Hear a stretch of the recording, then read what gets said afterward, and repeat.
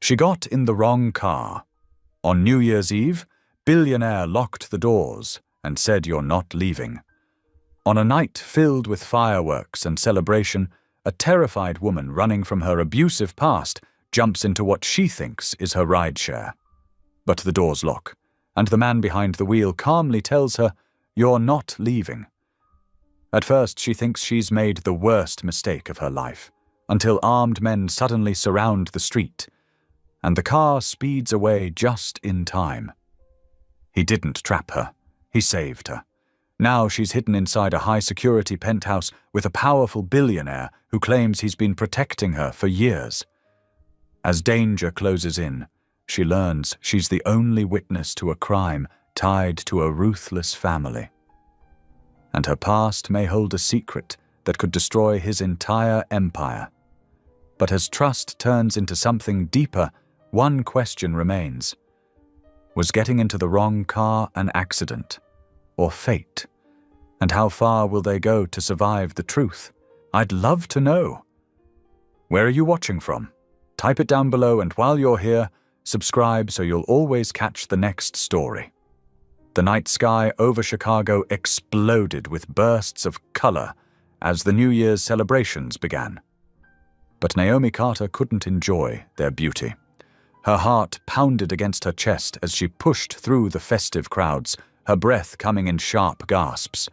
Every flash of light made her flinch, reminding her that somewhere in this sea of celebrating people, he was looking for her. She'd recognized his face earlier, watching her from across the street. After 3 years of hiding, changing jobs, and building a new life, Marcus had found her again. The restraining order was just a piece of paper to him. It always had been.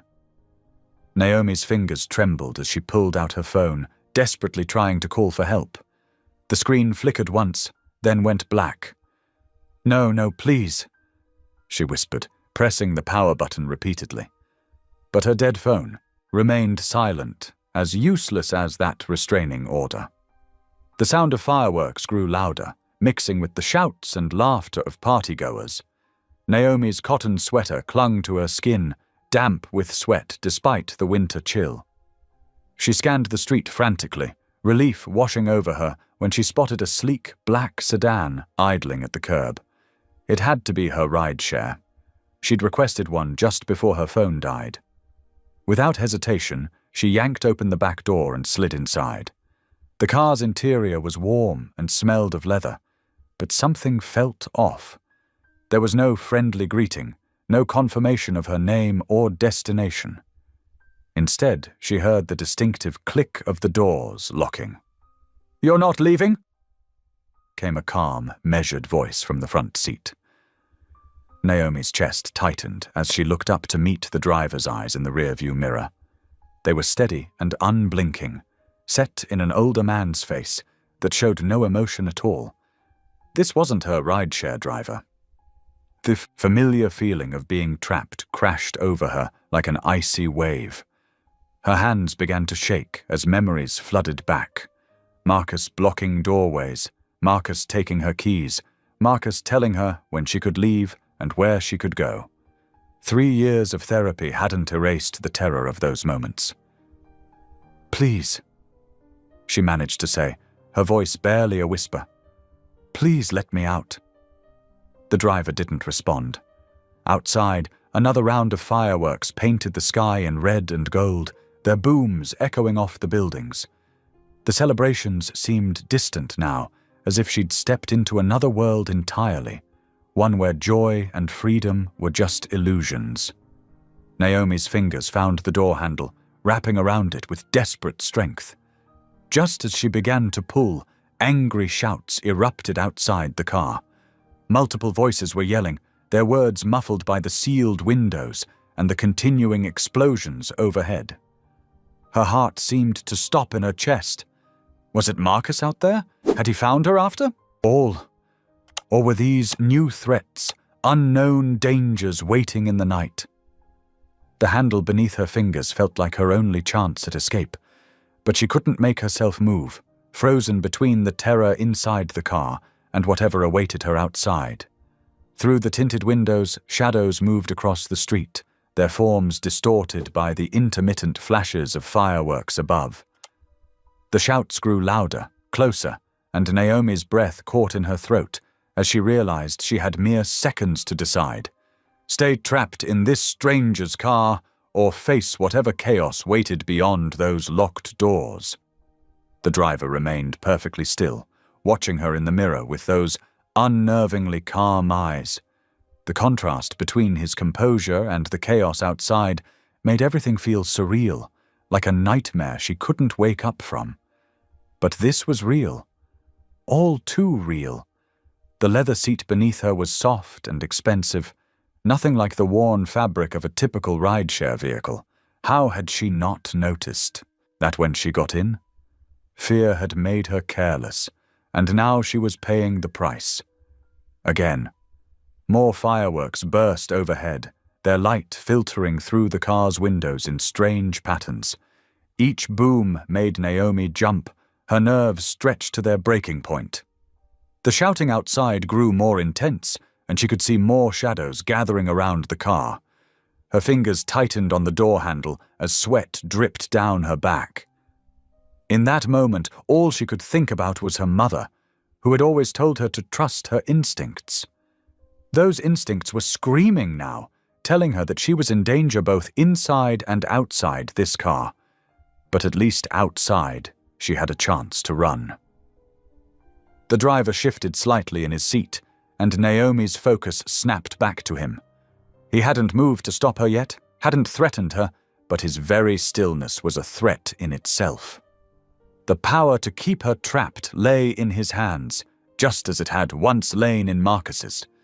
A particularly loud explosion overhead made the car windows rattle, and the shouts outside reached a fever pitch. Naomi's grip on the door handle tightened until her knuckles turned white, her body tensed for whatever might come next. Before Naomi could draw breath to scream, dark figures materialized from the shadows. They moved with deadly purpose, their long coats failing to hide the metallic glint of weapons. The street that moments ago had been filled with revelers was now eerily empty, except for these masked men converging on the car. The driver's foot slammed down on the accelerator. The powerful engine roared to life, and Naomi was thrown back against the leather seat as the car shot forward. Her hands scrambled for purchase as they weaved through traffic at frightening speed. Behind them, sharp cracks split the air, gunshots nearly indistinguishable from the continuing fireworks overhead. "Stay down," the driver commanded, his voice still remarkably calm, as he executed a sharp turn that sent them skidding around a corner. Naomi ducked below the window line, her heart pounding so hard she could barely breathe. The car swerved again, and she heard more shots, followed by the ping of bullets striking metal. Through it all, the driver maintained perfect control, threading the vehicle through gaps in traffic that seemed impossibly narrow.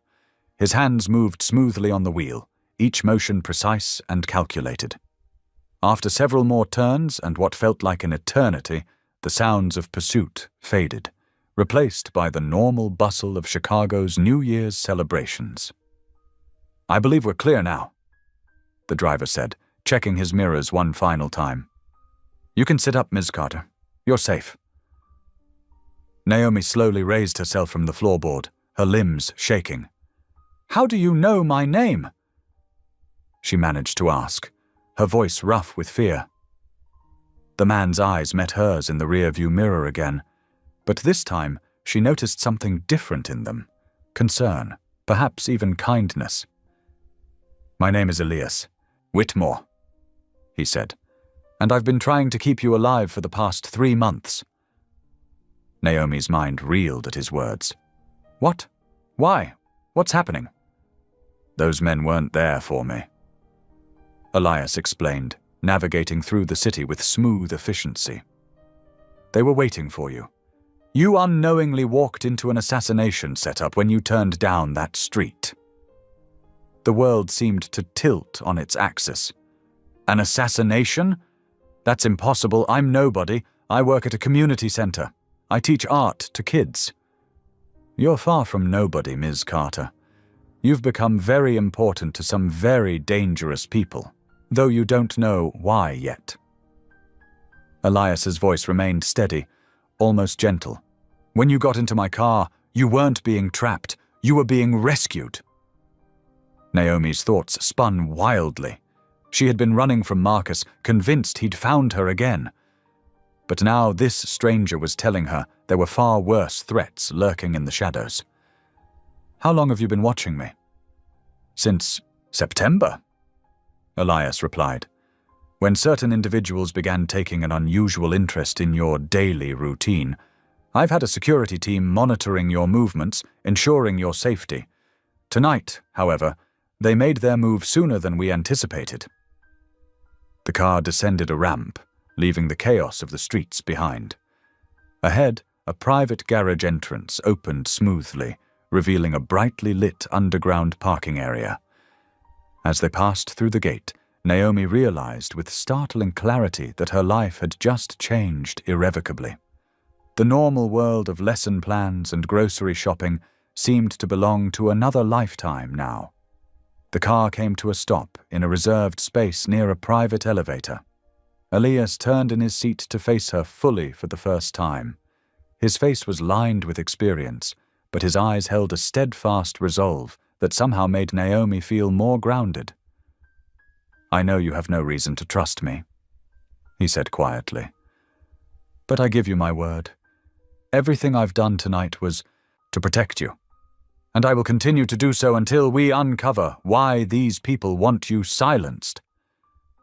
The elevator doors opened with a soft chime, waiting to carry them up into whatever new reality awaited. Naomi looked at the man who had just saved her life, trying to reconcile the terror of the past few minutes with the growing certainty that he was telling the truth. The night that had started with her running from one threat had transformed into something far more complex and dangerous.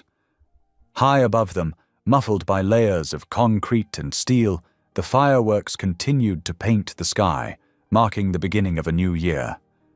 But for Naomi Carter, they marked the beginning of something far more momentous, a journey that would reveal truths she never imagined and change her life forever.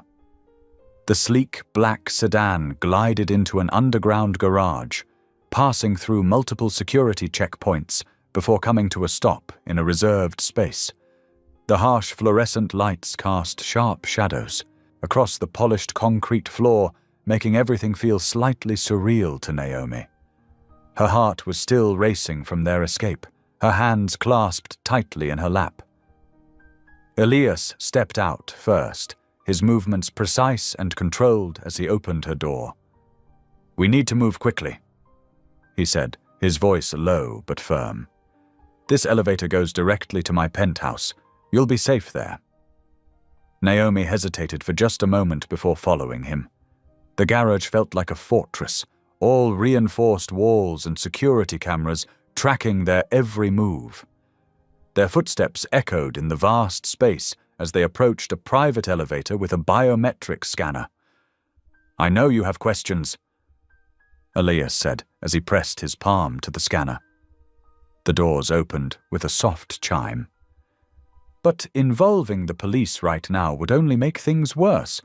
There are certain families in this city, powerful people, who have corrupted parts of law enforcement." Inside the elevator, Naomi wrapped her arms around herself, trying to process everything that had happened. The glass walls showed their ascent through the building, Chicago's glittering skyline growing more magnificent with each floor. "You said, you've been watching out for me?" Her voice trembled slightly. "How? Why?" Elias turned to face her, his expression grave. "Do you remember an incident at Marshall Park about 6 months ago? A near miss with a car that seemed suspicious at the time?" Naomi's eyes widened. The memory hit her like a physical force, a black SUV that had swerved toward her while she was jogging, missing her by inches. She'd convinced herself it was just a careless driver. "That wasn't an accident?" "No," Elias replied quietly. "That was their first attempt. We've been monitoring threats against you ever since." We? Naomi's head was spinning. The elevator continued its smooth climb, passing the 50th floor. I have resources, Elias said simply. People I trust. We've been working to keep you safe, even if you didn't know it. Before Naomi could ask more questions, the elevator slowed to a stop. The doors opened into a spacious foyer, warm light spilling out to greet them. The penthouse stretched before them, all clean lines and elegant furnishings, with floor-to-ceiling windows showcasing the city's New Year's celebrations far below. But what caught Naomi's attention wasn't the luxury. It was the woman standing near the entrance. She appeared to be in her early 60s, with silver-streaked hair pulled back in a neat bun and kind eyes that seemed to look straight into Naomi's soul. She wore a simple dark dress and carried herself with quiet dignity. Mrs. Brooks. Elias nodded to her. Thank you for waiting. Of course. Mrs. Brooks replied, her voice warm and rich like honey. She moved forward, her presence somehow filling the space with a sense of safety that made Naomi's shoulders begin to relax for the first time since she'd fled into the night. You must be frozen, dear. Come in properly. Naomi realized she was still shivering, though whether from cold or shock, she wasn't sure. Mrs. Brooks guided her toward a comfortable sitting area, her touch gentle but sure on Naomi's elbow. Let me get you some water, Mrs. Brooks said, moving to a nearby wet bar with practiced efficiency. Something cool and calm for your nerves? Naomi sank into the soft leather of an armchair, watching as Mrs. Brooks filled a crystal glass with filtered water. The older woman's movements were unhurried, almost peaceful, creating a bubble of tranquility that seemed to push back against the chaos of the night. Small sips, Mrs. Brooks advised, handing her the glass. You've had quite an evening. Naomi wrapped her fingers around the cool glass, feeling its solid weight ground her in reality. The water touched her lips, and she suddenly realized how thirsty she was. As she drank, she became aware of other sensations too. The soft throw pillows behind her back, the distant pop of continuing fireworks, the gentle hum of the building's heating system. Elias stood near the windows, his posture alert but not tense, while Mrs. Brooks settled into a nearby chair, her presence as steady as a lighthouse in a storm. For the first time since she'd started running hours ago, Naomi felt the iron bands of fear around her chest begin to loosen. The realization hit her with unexpected force. She was safe. At least for tonight, in this fortress high above the city, with this unlikely pair of guardians, she was truly safe. Tears pricked at her eyes, but she blinked them back, taking another sip of water instead. Mrs. Brooks seemed to notice anyway, offering her a soft smile that held no judgment, only understanding. You're not alone anymore, dear, she said quietly. Not anymore. Bursts of color splashed across the penthouse windows, painting the cream-colored walls in fleeting hues of red and gold. Naomi wrapped her hands around the warm mug Mrs. Brooks had given her, drawing comfort from its steady heat. The older woman sat beside her on the plush sofa, her presence as soothing as a warm blanket on a cold night. I met James at church, Naomi began softly, her eyes fixed on the swirling steam rising from her tea. He seemed so kind at first, always saying the right things. But after we married, her voice caught, and she took a steadying breath. It started small, checking my phone, questioning where I'd been. Then came the shouting, the pushing, the threats. Mrs. Brooks reached over and patted Naomi's hand. You don't have to share everything tonight, dear. It helps, actually, Naomi admitted, managing a small smile. I ran away 3 years ago, with nothing but my purse and faith that God would show me a path. Found work at a coffee shop, started taking online classes. I thought I was finally free until... She glanced toward the windows where the fireworks continued their celebration, so different from the gunshots that had chased them earlier. In another room, they could hear Elias speaking in low tones on the phone, his voice a steady murmur of authority and control. The sound of small feet padding across hardwood floors drew their attention, and a young boy, no more than 5 years old, appeared in dinosaur pajamas, rubbing sleep from his eyes. "Grandma?" he called out, his voice carrying the drowsy confusion of a child awakened by noise. "The sky is all sparkly." "Caleb, sweetheart, you should be in bed," Mrs. Brooks said gently, but the boy was already moving towards them, his curiosity obviously piqued by the stranger on their sofa. "Hi," he said to Naomi, offering a shy wave. "I'm Caleb." Naomi's face softened into a genuine smile. "Hi, Caleb, I'm Naomi. Are the fireworks keeping you awake?" He nodded, climbing onto the sofa between them. "They're pretty, though, like gods throwing a party in the sky." The simple innocence of his words made both women chuckle, easing some of the tension in the room. Elias's footsteps approached from the hallway, and Caleb's head turned at the sound, his eyes lighting up with recognition. "Mr. Elias," he exclaimed, but stayed curled against his grandmother's side, studying the tall man with unusual intensity for such a young child. Elias nodded to the boy, his usual composure firmly in place. "Hello, Caleb. You should be asleep." "Mommy showed me your picture," Caleb said suddenly, his voice dropping to that particular whisper children use when sharing important secrets. "She said you're my daddy, but you don't know yet." The words fell into the room like stones into still water, creating ripples of shocked silence. Mrs. Brooks's hand flew to her mouth, while Naomi felt like an accidental witness to something intensely private. Elias stood frozen, his carefully constructed world visibly tilting on its axis. The color drained from his face as he stared at the little boy, seeing him perhaps truly for the first time. Caleb looked back with innocent curiosity, swinging his feet against the sofa cushions, unaware of the magnitude of his revelation. "Helen." Elias's voice came out rough, unlike his usual measured tones. "I need to speak with you. Privately."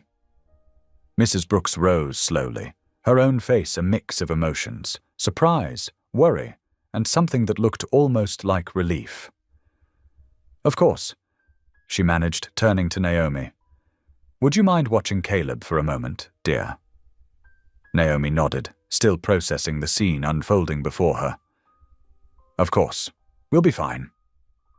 As Elias and Mrs. Brooks disappeared down the hallway, their footsteps heavy with unspoken words, Naomi found herself alone with Caleb, who was now tracing patterns on the sofa fabric with his finger.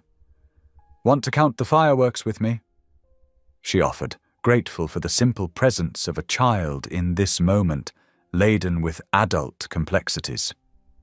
"Yes, please." He smiled, scooting closer to the window. "I got to 7 before I lost count." Together they watched the sparkling display, counting each burst of light, while down the hall, long-buried truths waited to be unearthed. The weight of secrets pressed against the walls of the penthouse, as heavy as the winter night outside, while Chicago celebrated the promise of a new year, unaware of the lives changing in this high-rise above its glittering streets. The penthouse fell into a heavy silence after Mrs. Brooks and Elias stepped away. Naomi sat alone in the spacious living room, watching the last scattered fireworks paint colors across the Chicago skyline. Her hand still trembled slightly around the warm mug of tea Mrs. Brooks had pressed into them before leaving. Minutes ticked by slowly until footsteps announced Elias's return. His usual composed demeanor showed cracks, his tie loosened, his shoulders carrying a weight that hadn't been there before. He sank into the leather armchair across from her, running a hand through his silver-streaked dark hair. "I owe you several explanations," he said, quietly, his deep voice rough with emotion, more than I realized when this night began. Naomi wrapped her fingers tighter around the mug, drawing comfort from its warmth. "The little boy?" she prompted gently. Elias nodded, his gaze distant. "His mother is Amanda Brooks, Helen's daughter."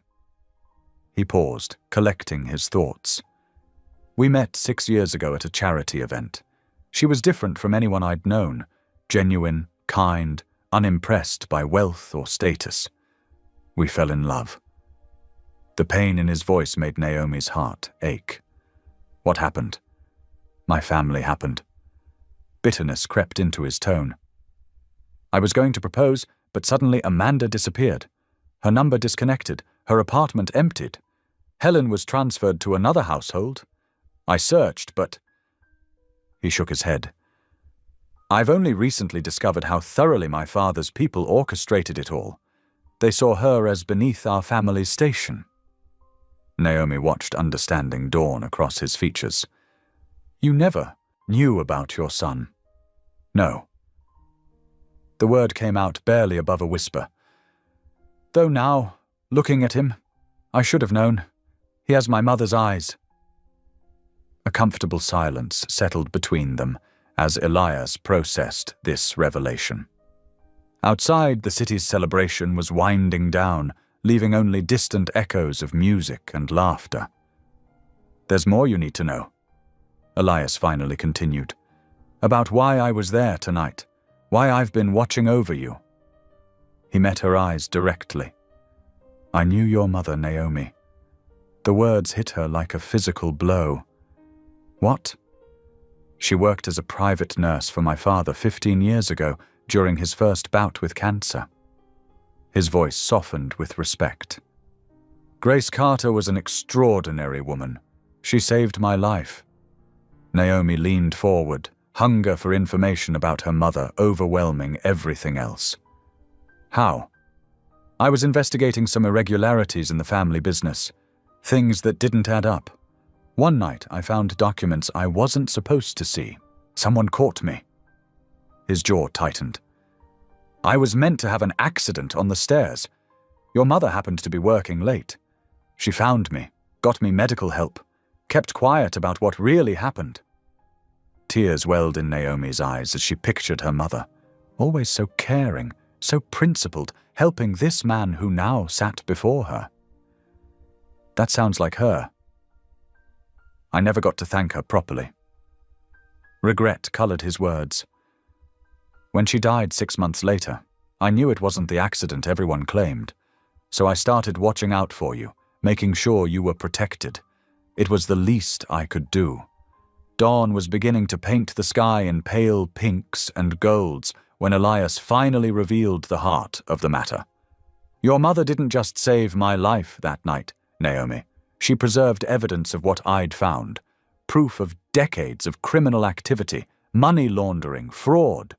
Billions of dollars worth of crimes that could bring down not just my family's empire, but half the power structure in Chicago." Naomi's breath caught as pieces clicked into place. "That's why those men were trying to kill me tonight. They think I have whatever evidence she left behind." "Yes."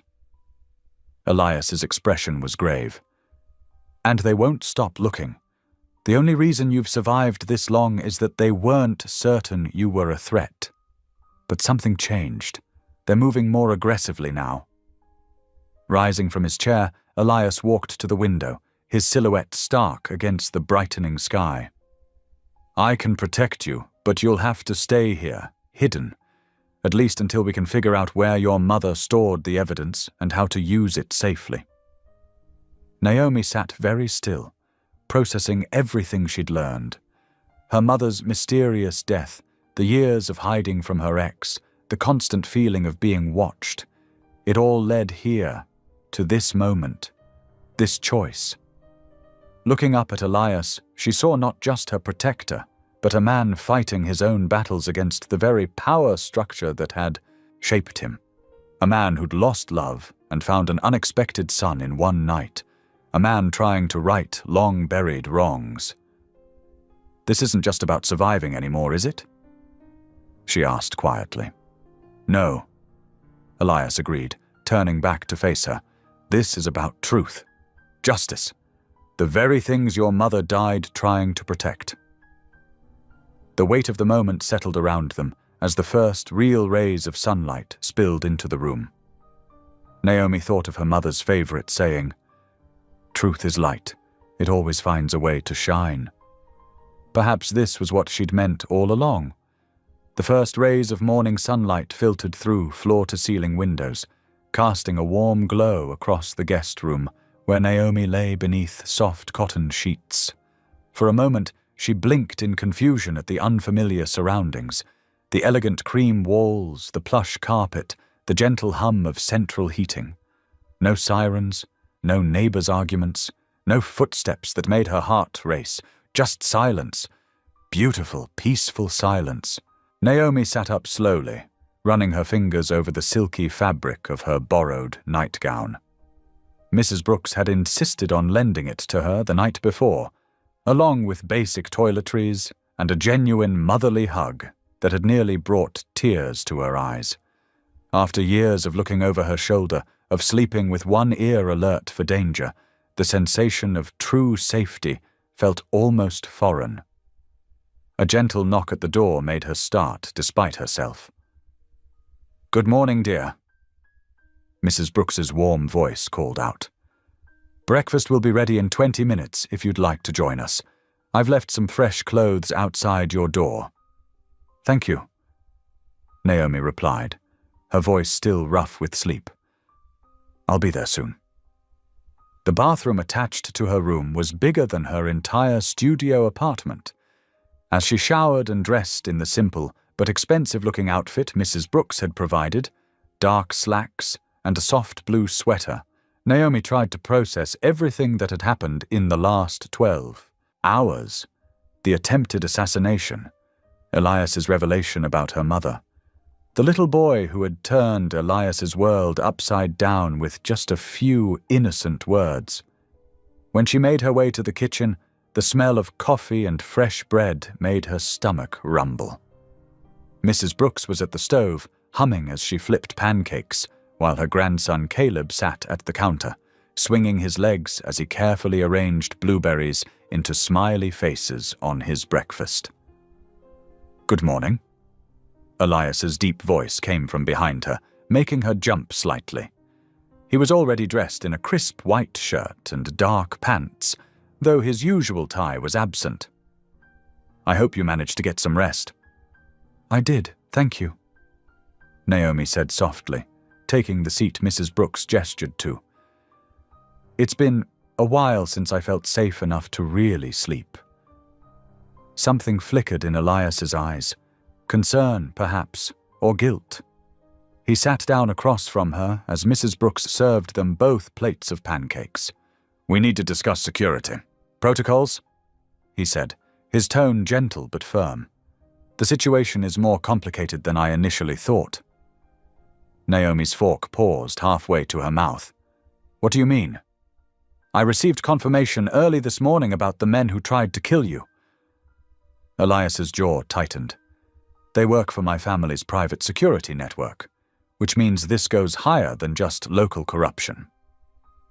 The pancakes suddenly felt heavy in Naomi's stomach.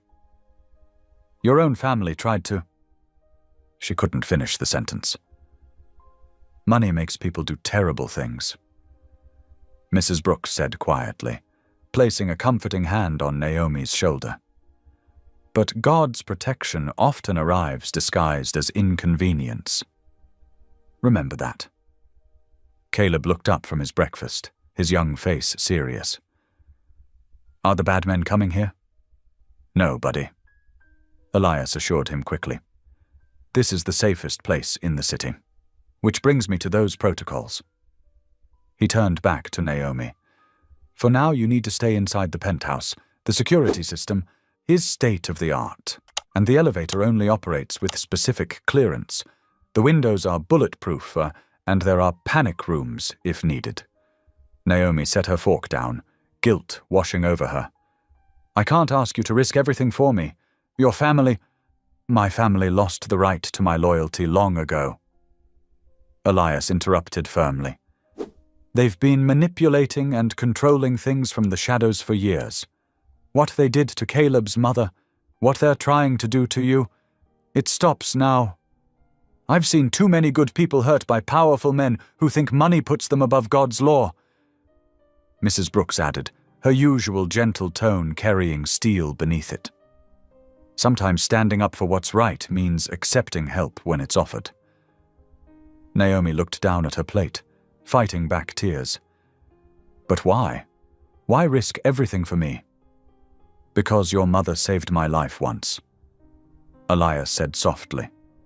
And because it's the right thing to do. The evidence she left behind, whatever it is, could bring down decades of corruption. That's worth protecting. You're worth protecting. They ate in thoughtful silence for a while, broken only by Caleb's occasional giggle as he continued making faces with his food. Naomi watched Elias with the boy, noting how his usual rigid composure softened when he helped Caleb cut his pancakes or answered his random questions about butterflies and spaceship toys. As Mrs. Brooks cleared the dishes, Elias's phone buzzed. His expression darkened as he read the message. The confirmation just came through with details, he said quietly. The hit squad was definitely operating under direct orders from our family's security chief. They're trying to clean up loose ends. Permanently. Naomi wrapped her arms around herself, remembering the sound of gunshots mixing with fireworks, the terror of that moment before she realized Elias was there to help, not hurt. What do we do now? We stay careful, we stay hidden, and we find the truth your mother died. Protecting. Elias's voice was steady, determined. I have resources they don't know about, contacts they can't trace. We're going to expose everything, Naomi. I promise you that. And in the meantime, Mrs. Brooks said firmly, we trust in God's timing and take care of each other. Now, who would like more pancakes? Caleb's hand shot up enthusiastically, bringing small smiles to everyone's faces, despite the weight of the moment. Naomi watched the morning light playing across the kitchen, reflecting off windows that could withstand bullets, and felt an odd mix of fear and hope. For the first time in years, she wasn't facing danger alone. Maybe Mrs. Brooks was right. Maybe what seemed like an inconvenience was actually divine protection in disguise. The afternoon sun cast long shadows across the penthouse living room as Elias directed two security-cleared moving personnel to carefully arrange several boxes from a hidden storage unit.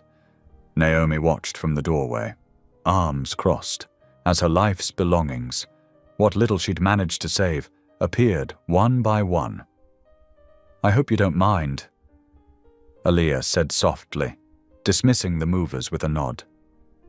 After I learned about the threats against you, I had your things moved from your old storage locker to a more secure facility. Just in case. Naomi walked over to the nearest box, running her fingers along the worn cardboard.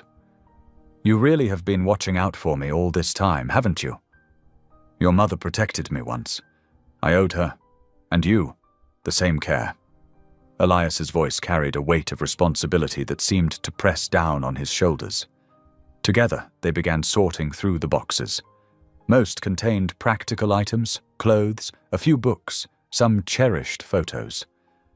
But in the bottom of the last box, wrapped carefully in an old quilt, Naomi found something that made her breath catch. Mom's journal, she whispered, holding the worn leather book close to her chest. I kept it just to feel close to her, you know? I never really read it much. It hurt too much after she died. Elias sat down beside her on the couch. Maybe it's time to look again. Sometimes the past holds answers we didn't know we needed. With trembling fingers, Naomi opened the journal. Her mother's familiar handwriting filled the pages. But as they began reading together, it became clear these weren't just personal reflections. Between accounts of daily life and prayers for guidance were detailed notes about financial transactions, dates, amounts, and names. "Wait," Elias said suddenly, pointing to an entry. "That's my father's signature. And that account number, I know that series. It was used for offshore holdings that were never declared."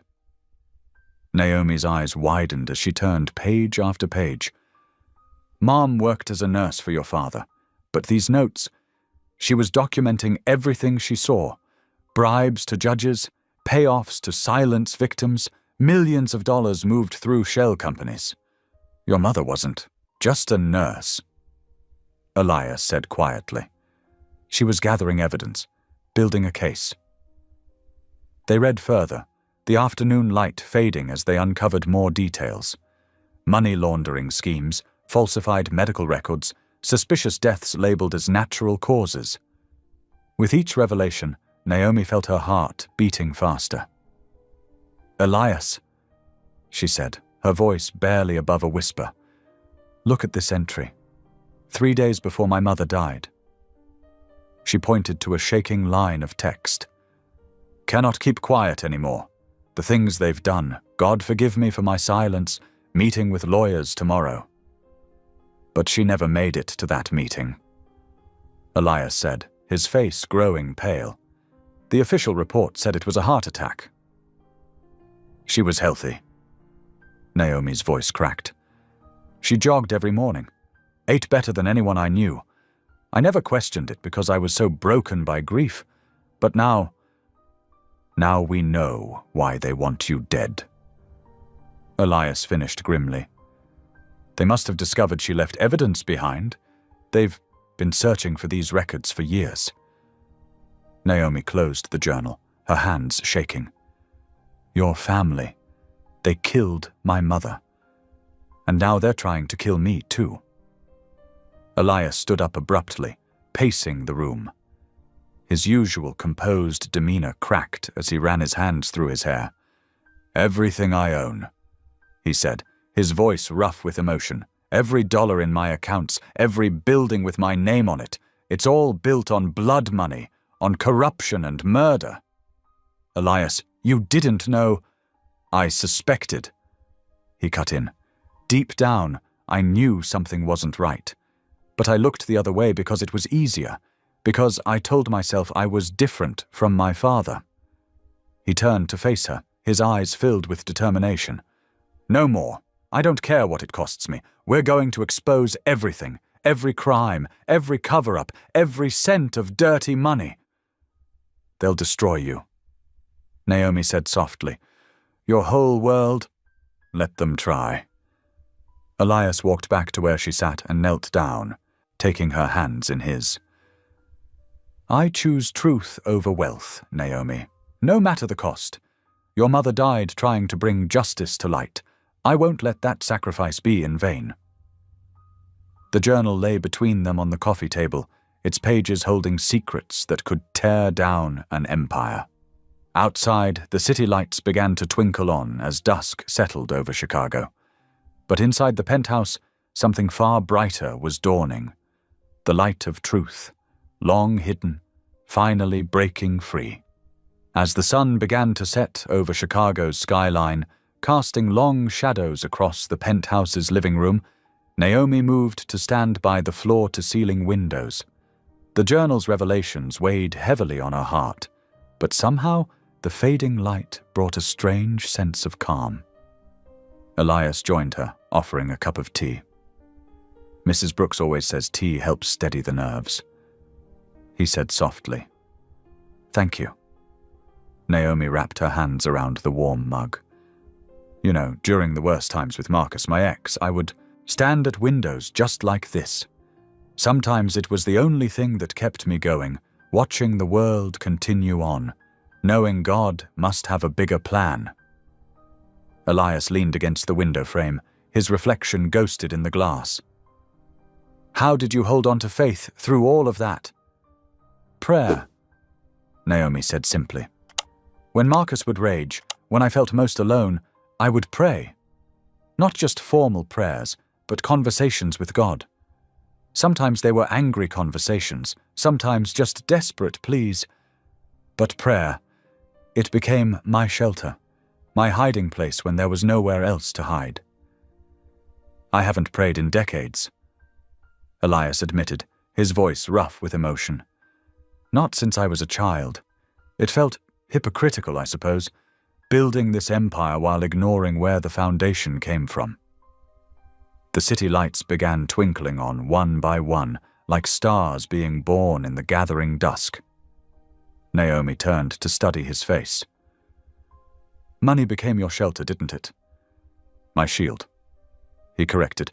I told myself if I had enough power, enough control, I could prevent the kind of corruption my father specialized in. But really I was just hiding, using wealth as an excuse to avoid facing hard truths. And now? Naomi asked gently. Elias was quiet for a long moment, watching the city pulse with evening life below. Now I feel something I haven't felt in years. Hope. Real hope, not just the artificial security money provides. The thought of losing everything should terrify me. But instead, he shook his head, smiling slightly. Instead, it feels like freedom. Second chances often come disguised as losses, Naomi said, remembering words her mother used to say. When I finally escaped Marcus, I lost my home, my job, most of my possessions. But I gained myself back. Sometimes you have to let go of everything to find what matters. They stood in comfortable silence, watching as the last rays of sunlight painted the sky in deep purples and blues. The tea had grown cold in their cups, but neither seemed to notice. I used to look at the city and see only assets, Elias said finally. Buildings to acquire, deals to make, power to consolidate. Now I look at it and see people, lives affected by the choices we make, by the truths we choose to tell or hide. Naomi nodded. Justice isn't just about punishing wrongdoing, it's about restoration, making things right. Do you think that's possible?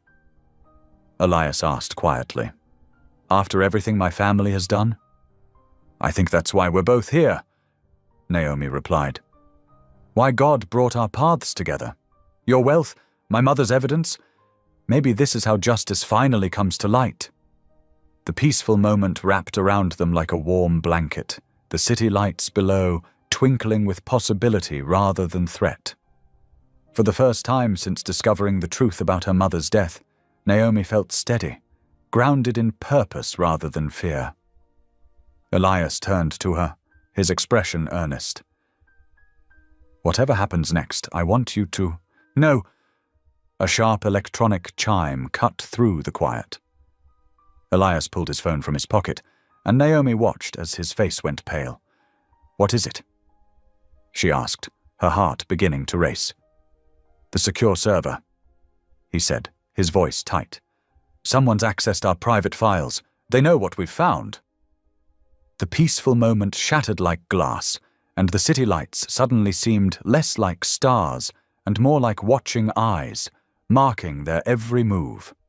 The morning sun cast long shadows across the penthouse's marble floors as Elias stood rigid before the wall-mounted television, his fingers wrapped tightly around his coffee mug.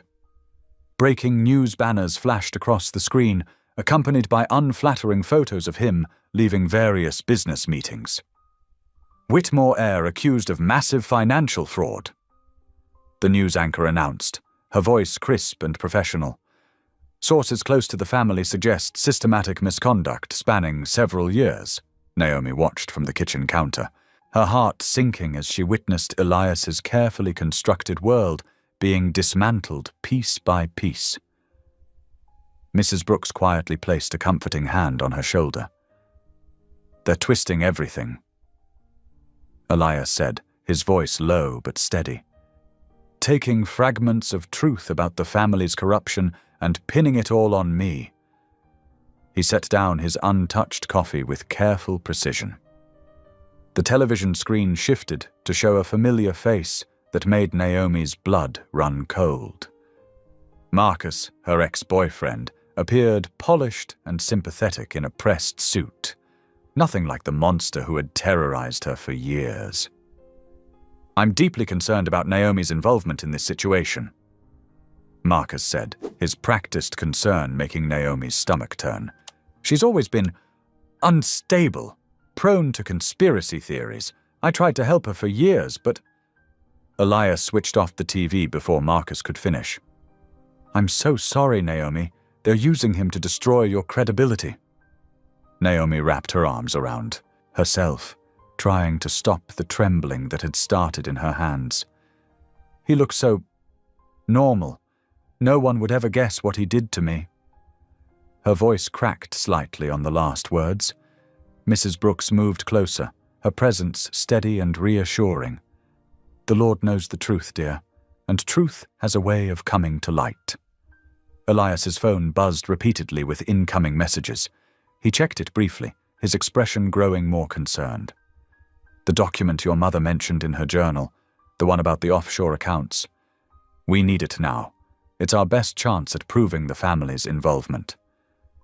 "It's in my safety deposit box," Naomi said. "I never knew what it was, just that Mom said to keep it safe." "We'll need to retrieve it immediately," Elias said, already typing instructions to his security team, before they think to look there. Despite Mrs. Brooks's protests about the risks, within an hour, Naomi found herself in the back of an armored SUV, flanked by two of Elias's most trusted security personnel. The drive to the bank felt surreal, the familiar streets now seeming alien and threatening. The security team maintained a tight formation around her as they entered the bank. Everything went smoothly until they exited. As Naomi clutched the envelope from her safety deposit box, a well-dressed woman stepped directly into their path. "Miss Carter," the woman said smoothly, her designer suit and perfect makeup a stark contrast to the cold threat in her eyes. "The Whitmore family would prefer to handle this situation privately. There's no need for anyone to get hurt." Naomi's security team moved closer, but the woman merely smiled. "We're not going to harm you today. Consider this a courtesy call."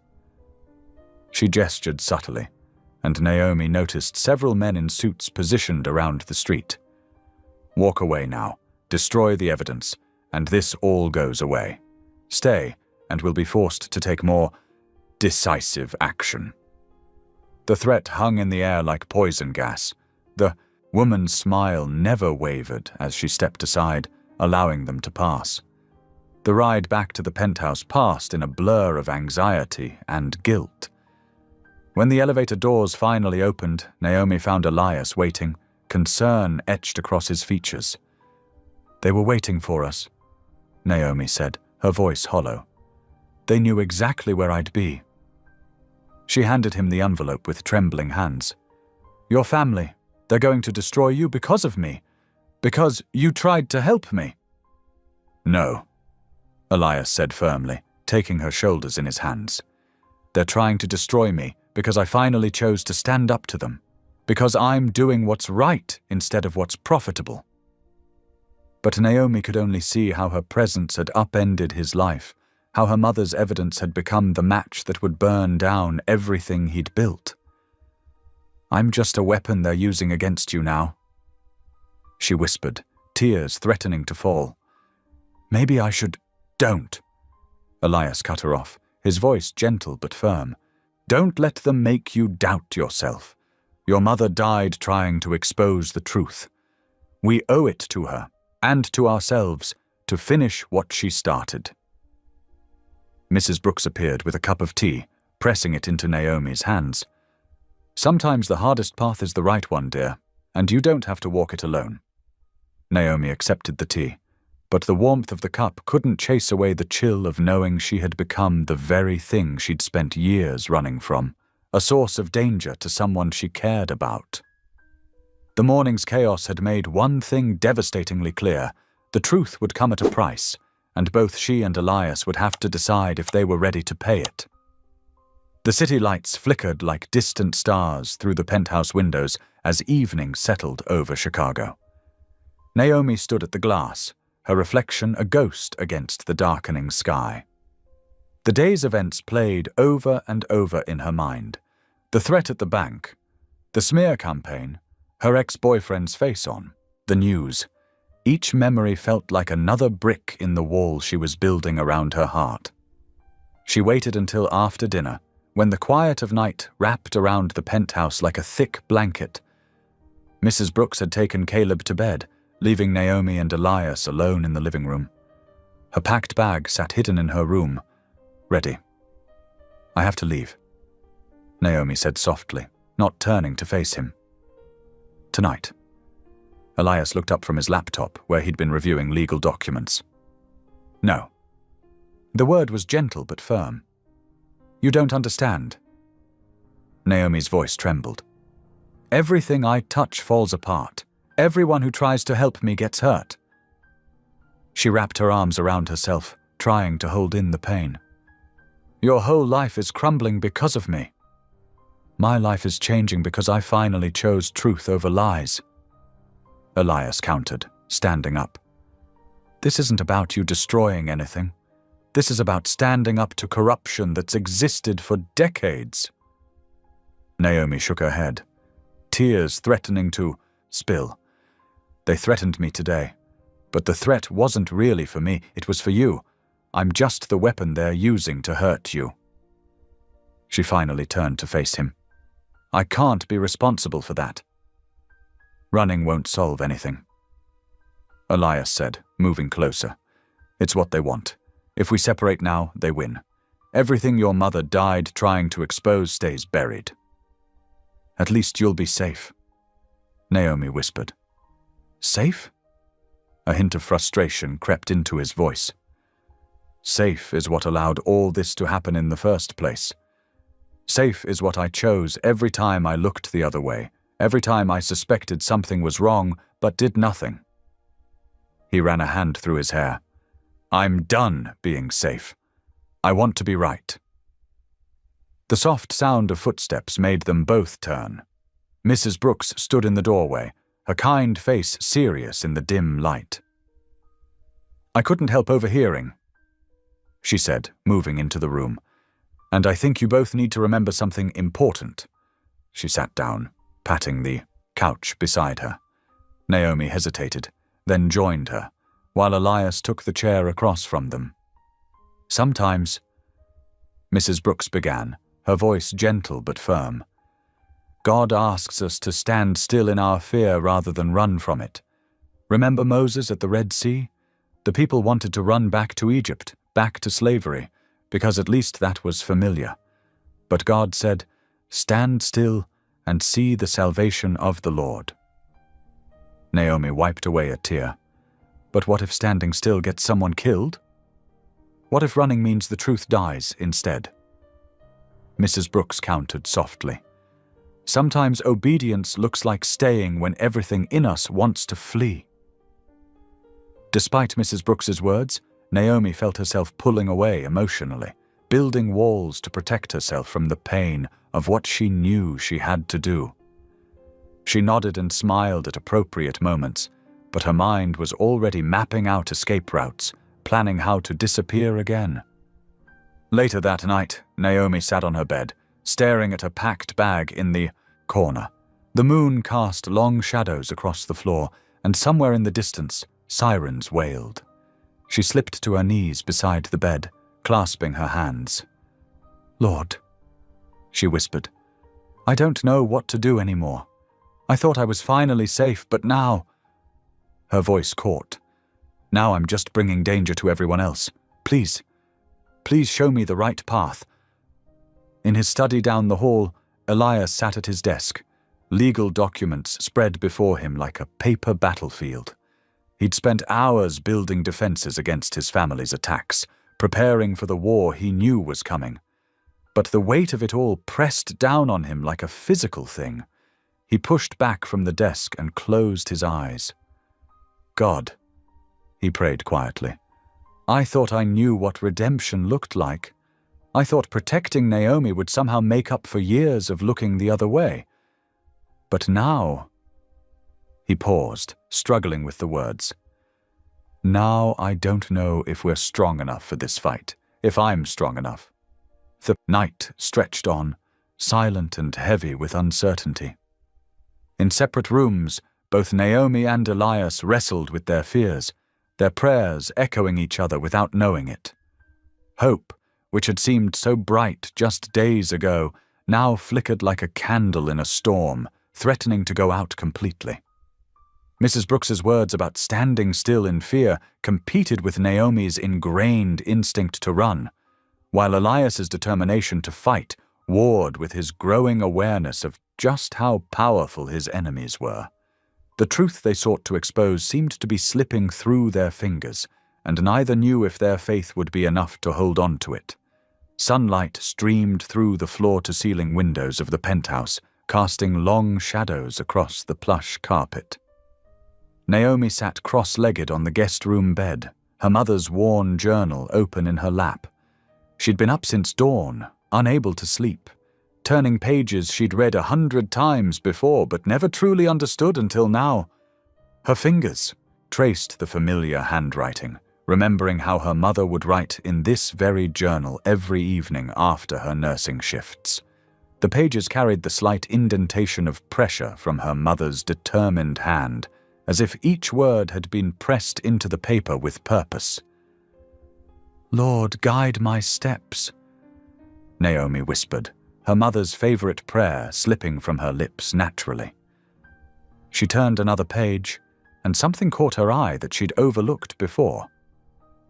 Between notes about suspicious financial transfers and coded references to the Whitmore family's dealings, her mother had repeatedly mentioned something called the Grace and Justice Foundation. Naomi's heart began to beat faster as she noticed a pattern. The foundation appeared in entries spanning several months, always accompanied by hopeful words about truth and righteousness. She reached for her tablet, searching the name online, and her breath caught. The Grace and Justice Foundation was a faith-based legal aid organization providing pro bono representation for victims of corporate fraud and abuse. And there, listed among its earliest benefactors, was a donation from EW Enterprises, Elias Whitmore's company. "Oh, Mama," Naomi whispered, tears welling in her eyes. "You knew all along, didn't you? You weren't just gathering evidence. You were building a path to the light." She sat back against the headboard, letting the realization wash over her. Her mother hadn't been planning an exposé or a scandal. She'd been carefully laying groundwork for the truth to emerge through proper channels, through an organization dedicated to justice and mercy. And somehow, whether by divine guidance or cosmic irony, Elias himself had helped fund the very mechanism that could now bring his family's corruption to light. The weight of fear that had been pressing on Naomi's chest began to lift. She'd been looking at this all wrong. Running away wouldn't protect Elias, it would only ensure that darkness won, again. Her mother had shown her the way forward, and it wasn't through power or violence or even self-preservation. It was through standing firmly in the truth, no matter the cost. Naomi found Elias in his home office, surrounded by legal documents and looking exhausted. He glanced up as she entered, his expression softening with concern. "You should be resting," he said quietly. "I know what we need to do," Naomi replied, stepping forward and placing the journal on his desk. "Look at these entries about the Grace and Justice Foundation." Elias leaned forward, scanning the pages she indicated. His eyebrows rose slightly as recognition dawned. "I remember authorizing that donation years ago. It was a small initiative then, barely getting started." "It's not small anymore," Naomi said, "and my mother knew exactly what she was doing when she documented everything. She wasn't just collecting evidence. She was creating a righteous path for the truth." She took a deep breath, steadying herself. "I need to testify publicly, Elias. Through the foundation.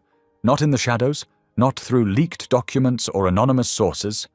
I need to stand up and tell the whole truth, with my name and face attached to it. Elias stood slowly, his face pale. Naomi, that would put you directly in harm's way, and it would destroy what's left of my reputation. Everything I've built.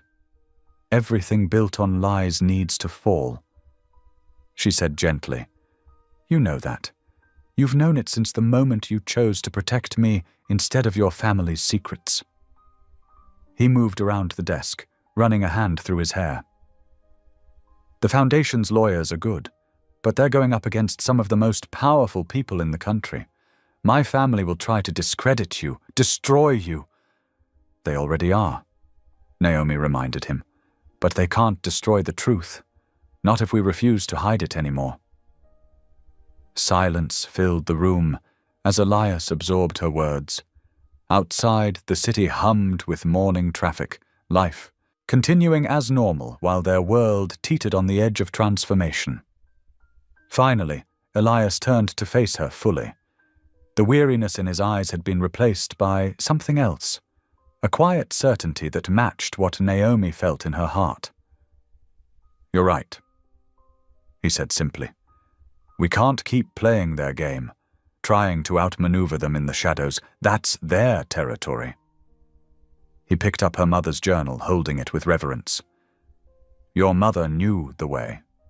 Light destroys darkness not by fighting it, but by simply existing."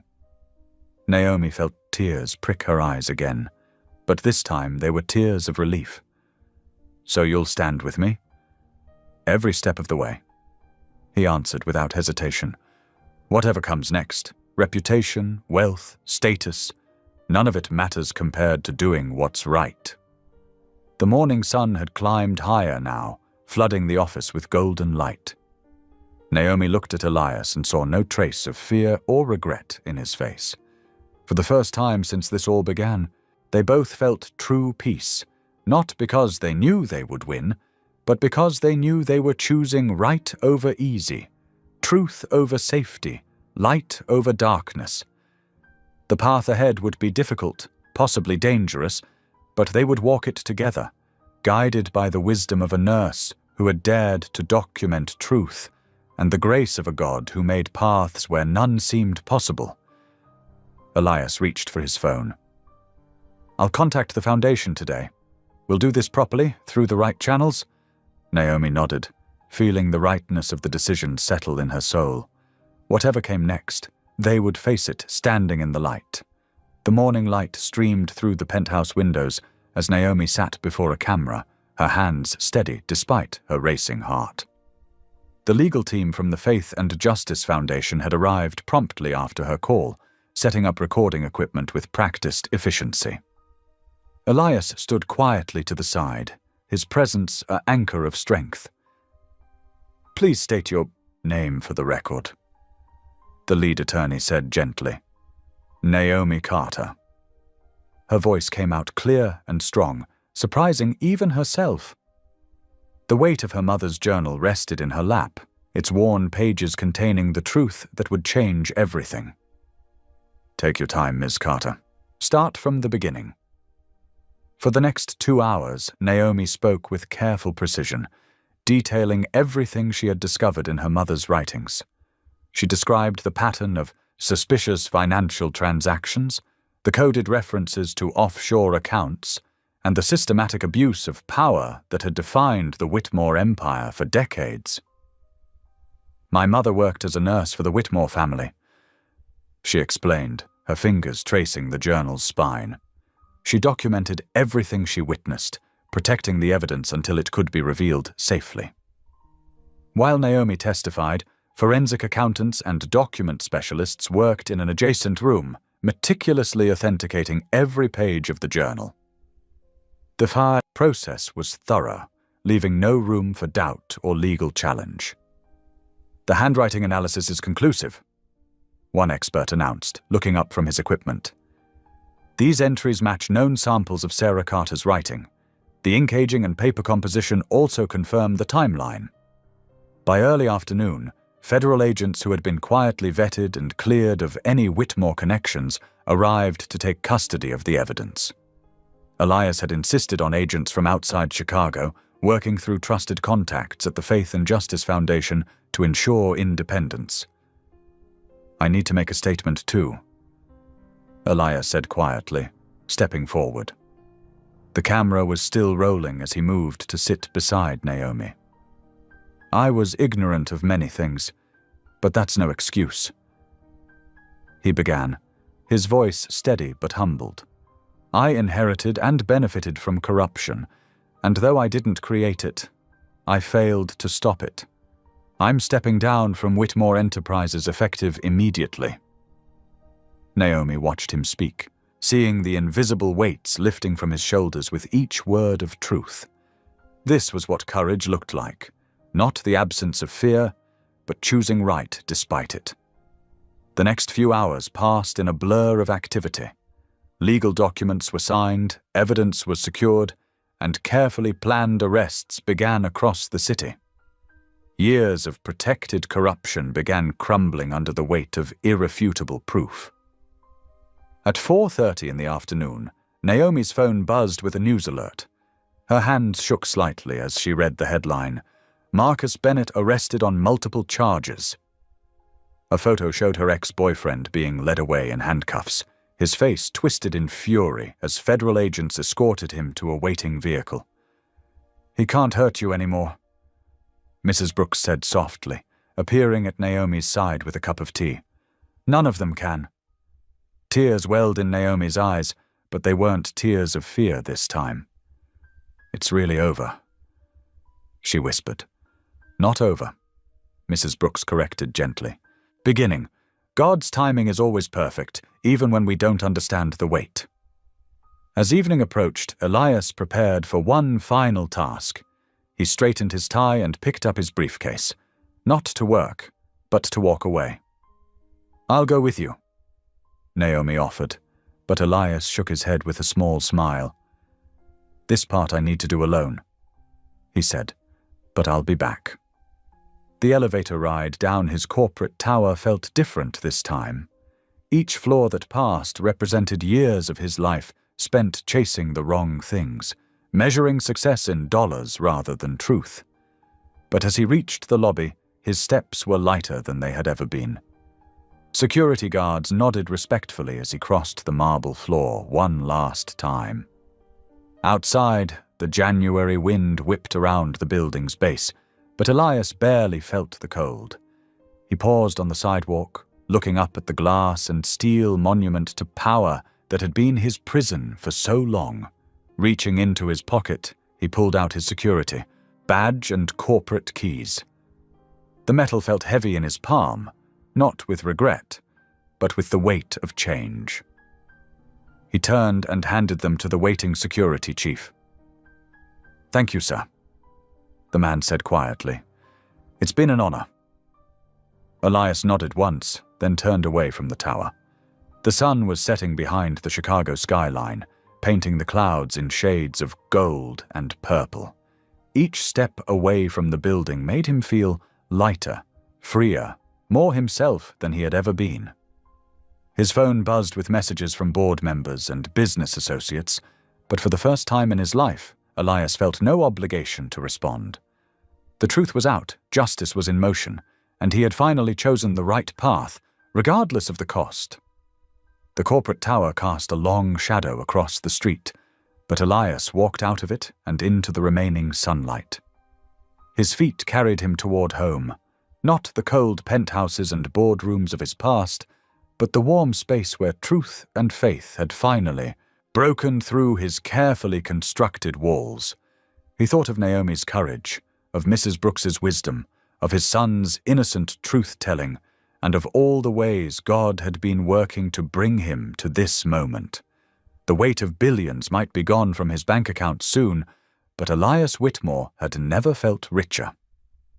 The morning sun painted gentle stripes across the hardwood floors of a modest craftsman house, so different from the sleek penthouse that had been their sanctuary just weeks ago. Naomi traced her fingers along the warm windowsill, watching leaves dance in the spring breeze. The quiet street below felt worlds away from Chicago's towering skyline. Still getting used to the view?" Elias's voice carried from the kitchen, where the smell of coffee mingled with toast. Naomi smiled, turning to find him in jeans and a simple button-down shirt, another change from his former life of tailored suits. "It's peaceful here. Sometimes I forget we're still under protection." "That's the point," he said, sliding a mug across the counter to her. "The marshals chose well. Small enough to blend in, big enough to start over." The past weeks had brought a cascade of changes. After their testimony rocked the foundations of the Whitmore Empire, the protective custody had been immediate and necessary. But instead of feeling like running away, it felt like coming home to something they'd both been searching for. "The shelter called," Naomi said, warming her hands around the mug. "They need someone to lead the evening support group tonight. The regular facilitator is sick." Elias nodded encouragingly. "You should do it. You connect with those women in a way no one else can." "Because I've been there," she said softly. The women's shelter had become her sanctuary in this new city, a place where her past pain transformed into purpose. One of them asked me yesterday how I found the courage to speak up. I told her it wasn't courage. It was finally believing I deserved better. A knock at the door interrupted them. Mrs. Brooks entered with 6-year-old Caleb, who immediately ran to Elias with a paper clutched in his hand. "Daddy, look what I drew at school!" Caleb thrust the artwork forward, bouncing on his toes. The word daddy still caught in Elias's throat sometimes, a gift he never expected to receive. Elias crouched down to examine the crayon masterpiece. "This is amazing, buddy. Tell me about it." "It's our family. See? There's you and me and Grandma Helen and Miss Naomi and our new house and even the bird that visits our feeder." Caleb pointed to each figure with pride. Mrs. Brooks set her purse down, smiling at the scene. "He worked on it all morning. His teacher said he was very focused." The relationship between father and son was still new, tender as a spring seedling, but growing stronger each day. After the truth came out, Caleb's mother had agreed to let him spend time with Elias, recognizing the importance of healing old wounds for their son's sake. "I have that meeting with the young entrepreneurs at the community center," Elias said, carefully placing Caleb's artwork on the refrigerator. "Would you like to come with me for a bit, Caleb? You can bring your drawing pad." "Can I really?" Caleb's eyes lit up. He loved watching his father work with the local business students, even if he didn't understand everything being discussed. Elias had found unexpected joy in mentoring aspiring business owners, teaching them to build success on integrity rather than compromise. His sessions focused not just on strategy and numbers, but on ethical decision-making and social responsibility. "Having him there reminds me of what really matters," Elias had told Naomi one evening. "When I look at him taking notes in his own way, I remember that everything we build leaves a legacy for the next generation." Mrs. Brooks watched them prepare to leave, her eyes soft with gratitude. "Who would have thought," she mused to Naomi, "that losing everything would give him everything that matters?" Naomi understood. She'd lost her own carefully constructed life of independence, her job, her apartment, but gained a family she never expected. The women at the shelter often asked how she could smile after everything she'd been through. The answer was simple. She was finally free. Later that afternoon, Naomi stood before a circle of women at the shelter, their faces reflecting back stories similar to her own. "I used to think survival meant staying quiet," she began, her voice steady and sure. "But sometimes survival means speaking up, even when your voice shakes. Sometimes it means trusting that the truth is stronger than fear." One woman dabbed at her eyes with a tissue. Another straightened her shoulders, hope flickering across her face. Naomi recognized that look, the first glimpse of possibility after years of impossibility. When she returned home that evening, she found Elias and Caleb at the dining room table, surrounded by papers covered in both professional diagrams and childish doodles. Mrs. Brooks was in her favorite armchair, crocheting what looked like a new blanket. "How did it go?" Elias asked, looking up from helping Caleb color in a business chart he'd drawn. "Good," Naomi said, settling into a chair beside them. "Really good. One of the women is ready to file for divorce. Another is enrolling in nursing school. Just like your mama," Mrs. Brooks noted without looking up from her crocheting. "Healing runs in your blood, child." Naomi touched the worn journal she still carried in her bag, her mother's words now a source of strength rather than sorrow. The truth had cost them the comfort of wealth and status, but it had purchased something far more valuable: peace.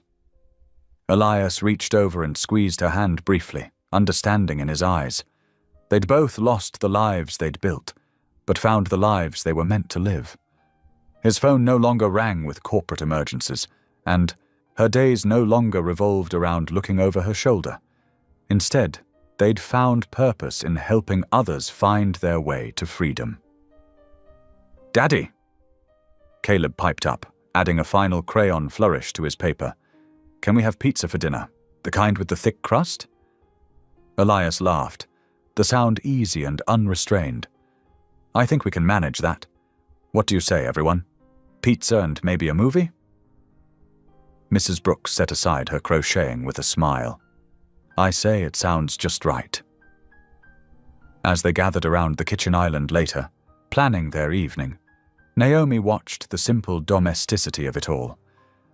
Caleb's excited chatter, Mrs. Brooks's gentle corrections about using a napkin, Elias's relaxed posture as he served paper plates instead of fine china.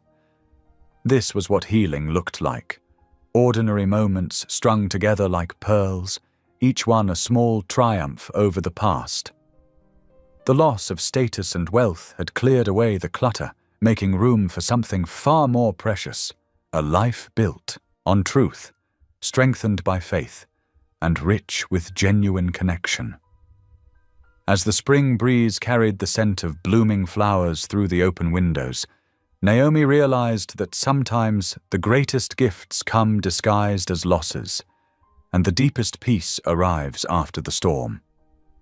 The spring sunshine streamed through the windows of a modest office building, warming the simple wooden desk where Elias sat reviewing paperwork. Gone were the marble floors and chrome fixtures of his former corporate life. Instead, soft beige carpeting and gentle blue walls created a welcoming atmosphere for those seeking help. "The last settlement papers came through this morning," Elias said, looking up as Naomi entered with 2 cups of coffee.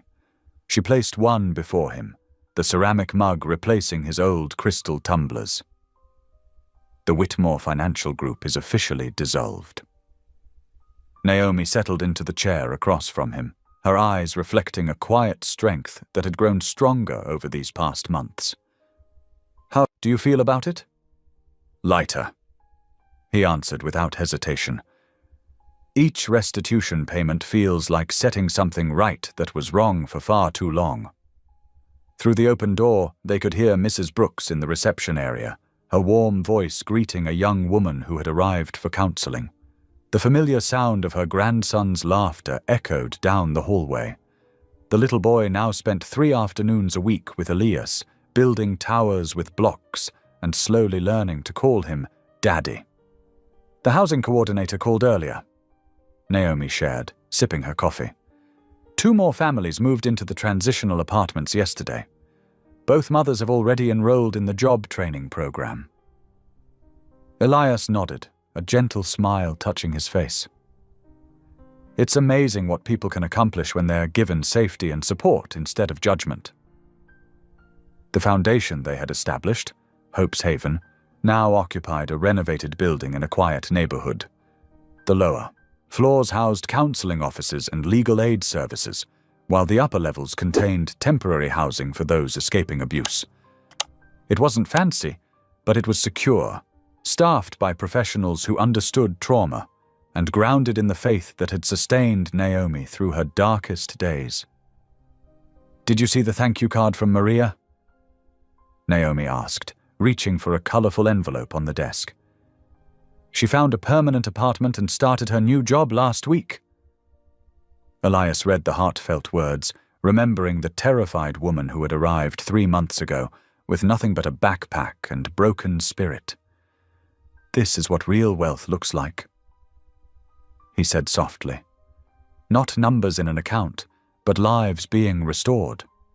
The Foundation's funding had come from the dissolution of the Whitmore Empire.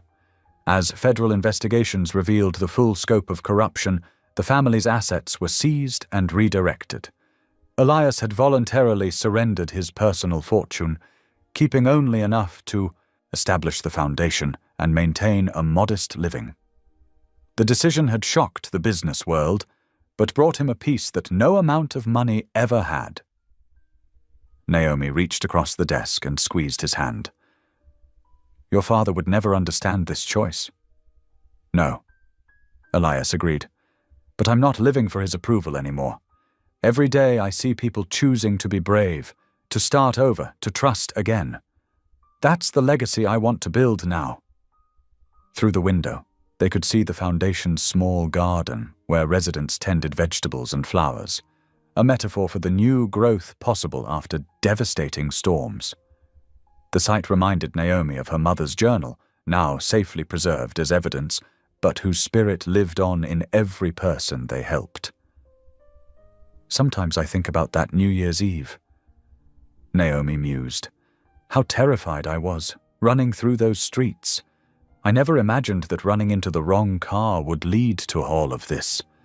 God has a way of working through our mistakes," Mrs. Brooks commented, appearing in the doorway with a stack of intake forms.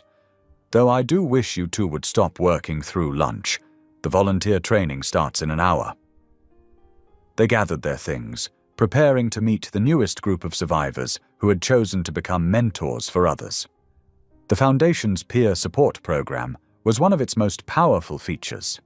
People who had walked through darkness now helping to light the way for others. As they headed to the conference room, a car backfired on the street outside. Naomi continued walking, engaged in conversation with Mrs. Brooks about the upcoming support group schedule. It took several steps before she realized she hadn't jumped at the sudden noise, her shoulders hadn't tensed, her heart hadn't raced. Elias noticed too, seeing the recognition dawn in her eyes. They shared a look of understanding, another small victory in a journey of healing that had transformed them both. Where once there had been a woman who flinched at every shadow and a man imprisoned by his family's expectations, now stood two people who had chosen truth over fear, purpose over power, and love over legacy. In the conference room, faces both familiar and new greeted them. Each person carried their own story of survival, their own path to this place of new beginnings. As Naomi took her seat beside Elias, she felt the solid presence of the building around them, not a fortress to keep pain locked away, but a sanctuary where healing could take root and grow. Mrs. Brooks opened the training with a prayer, her grandson coloring quietly in the corner. The simple scene captured everything they had gained by losing what once seemed essential: community, purpose, and the chance to help write new endings to stories that once seemed hopeless. Through the window, the spring breeze carried the scent of blooming flowers from their garden, and Naomi sat comfortably in her chair, at peace with all the doors, literal and metaphorical, that now stood between her past and present. She was no longer running, no longer hiding. She was home. The winter air nipped gently at Naomi's cheeks as she stood on the rooftop garden of the Hope and Truth Foundation building. Gone were the towering skyscrapers of Chicago's downtown. Their new home was a converted 3-story brick building in a quieter city, with warm wooden floors and walls painted in soft, welcoming colors. The space felt alive with purpose rather than pretense. A year had passed since that fateful New Year's Eve, when she'd stumbled into Elias Whitmore's car, terrified and desperate. Now, watching different fireworks paint the sky in gentle bursts of gold and red, Naomi felt the profound difference in her heart. These explosions didn't make her flinch anymore. They reminded her of God's perfect timing. "Hot chocolate?" Elias appeared beside her, holding 2 steaming mugs topped with tiny marshmallows. His face had softened over. The past year, the sharp edges of corporate pressure replaced by laugh lines around his eyes. He wore a simple sweater instead of his once signature tailored suits, and somehow it made him look more distinguished, not less. "Thank you," Naomi said, accepting the mug with a smile. "Remember last year? I thought these fireworks were gunshots. And I thought my life was ending when everything fell apart." Elias replied, his voice gentle with reflection. "Turns out it was just beginning." Below them, through the glass walls of the Foundation's community room, they could see their extended family celebrating. Mrs. Brooks was teaching her grandson, Elias's son, how to make paper chains for decorations, while several of the Foundation's residents and staff shared snacks and stories. The sight warmed Naomi more than the hot chocolate. "Sometimes I still can't believe how everything changed," Naomi said, watching her breath cloud in the cool air. "That night I was just running away, again thinking it was my only option. Getting into the wrong car should have been another disaster." She shook her head, amazed. "Instead, it was God literally steering me toward healing." Elias leaned against the railing, his expression thoughtful. "You know what's remarkable? You talk about getting into the wrong car, but it was the first right choice either of us had made in a long time. You chose to trust despite your fear. I chose to protect despite the cost." The Foundation building sat on a small hill, giving them a view of the city spread out below. It wasn't as glamorous as Chicago, but there was something honest about its modest skyline and scattered firework displays. Each burst of light represented families and communities celebrating together, real people living real lives. "The women downstairs?" Naomi gestured to the shelter portion of their building. "They remind me so much of myself last year, scared, ashamed, thinking they're alone." Her voice grew stronger. "But now we can offer them what I found here: safety, support, and a chance to reclaim their voices." "You did that," Elias said firmly. "You showed me what real courage looks like. I spent decades building wealth while hiding from the truth. You lost everything, but never lost your integrity." He turned to face her fully. "Naomi, you didn't just find your purpose here. You saved me from a life of silenced conscience. I'll always be grateful for that." Tears pricked at Naomi's eyes, but they weren't tears of sadness or fear. They were tears of gratitude, of joy, of seeing God's hand in even the darkest moments. "We saved each other," she corrected gently, "and now we get to help save others." The Foundation had already helped dozens of women escape abuse and rebuild their lives. They offered legal aid, counseling, job training, and most importantly, a community of support. The faith-based approach meant they treated the whole person, body, mind, and spirit. It wasn't just about survival anymore. It was about thriving.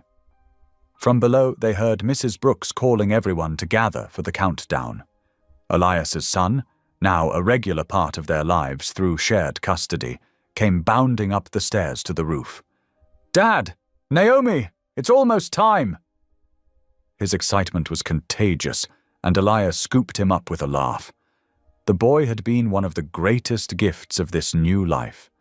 Watching Elias learn to be a father, choosing patience and presence over power and position, had been beautiful to witness. He was breaking generational patterns of control and replacing them with love. As voices below began counting down from 10, Naomi looked at the simple ring on her finger. Not an engagement ring, but a promise ring Elias had given her 3 months ago. They were taking things slowly, building a foundation of trust and shared purpose before considering marriage. It felt right, letting their relationship grow naturally in God's timing rather than rushing to fill their emptiness. 5, 4, 3, 2, 1. Happy New Year! Fireworks erupted across the city in earnest now, a celebration of endings and beginnings. Elias's son clapped his hands over his ears, giggling at the noise while safely nestled in his father's arms. The moment captured everything they'd gained by losing what they thought they needed. Happy New Year, Elias said softly, reaching for Naomi's hand with his free one. Happy New Year, she replied, squeezing his fingers. They stood together, watching the light show, paint hope across the sky. Naomi thought about the journal that had started it all, her mother's final gift, revealing truth that brought down an empire but built something far more valuable in its place. The Whitmore name was no longer associated with power and corruption. Instead, it was becoming known for redemption and healing. Below them, the Foundation's residents and staff hugged and celebrated, their voices carrying up through the crisp night air. These were the fruits of their choice to stand in truth rather than run from it. A community built on faith, second chances, and the courage to begin again. The fireworks continued to bloom gently overhead, no longer heralds of chaos and fear, but beautiful reminders that light always follows darkness. Naomi leaned her head against Elias's shoulder, at peace with where God had led them. She didn't need to run anymore. She was exactly where she was meant to be. In the moment's quiet joy, both Naomi and Elias understood the profound truth they now lived. Redemption wasn't just possible, it was promised to those who chose to walk in faith, even through the darkest nights. Their story wasn't about what they'd lost, but about what they'd found. Purpose, family, and the quiet certainty that God's plans were always greater than their fears. Thanks for watching. If any part of this story lingered with you, consider subscribing. I'll be here again tomorrow, sharing another tale that speaks to the soul.